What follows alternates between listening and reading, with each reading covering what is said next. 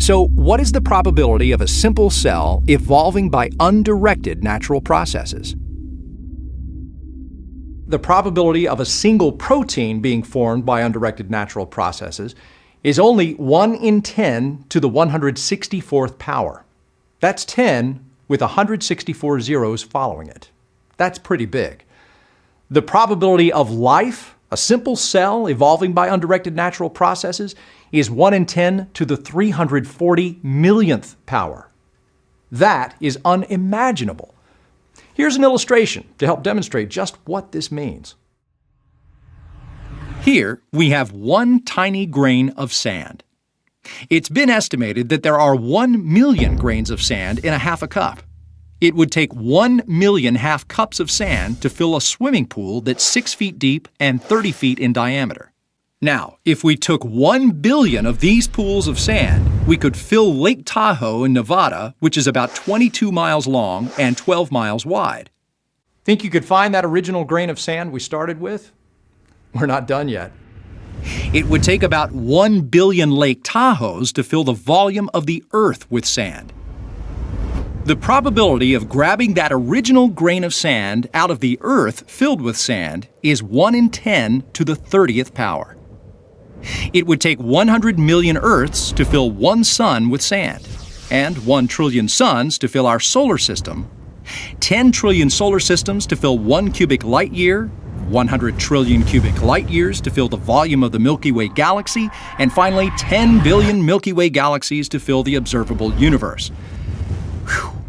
That is a lot of sand. The probability of now randomly picking our original grain of sand from the entire observable universe is 1 in 10 to the 96th power. Still a far cry from our protein being formed at 1 in 10 to the 164th power, and even less chance of life evolving from undirected natural processes at the probability of 1 in 10 to the 340 millionth power. Starting to get the idea? Scientists generally consider anything with a probability of less than 1 part in 10 to the 70th power operationally impossible. And by the way, that calculation doesn't take into consideration the information that's stored in the cell, which directs the cell in all aspects of operation.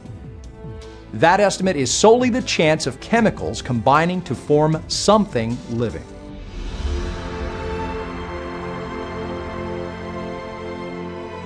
So, the chance of life evolving and retaining the information needed to replicate itself is astronomically smaller than anything we know.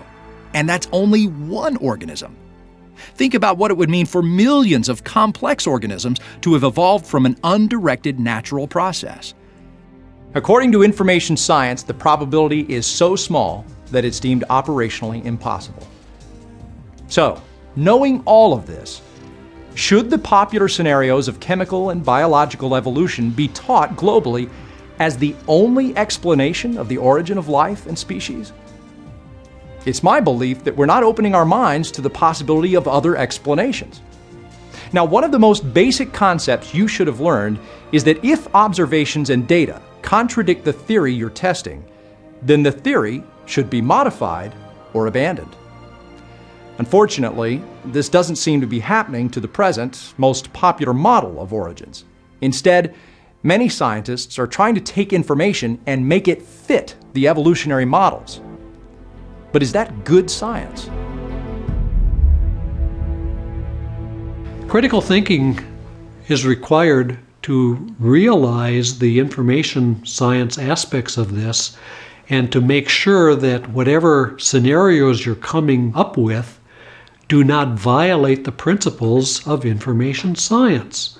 Too often, scientists, they believe that information can be generated by physical processes, and that simply is not true. Functional information cannot be generated from purely physical properties.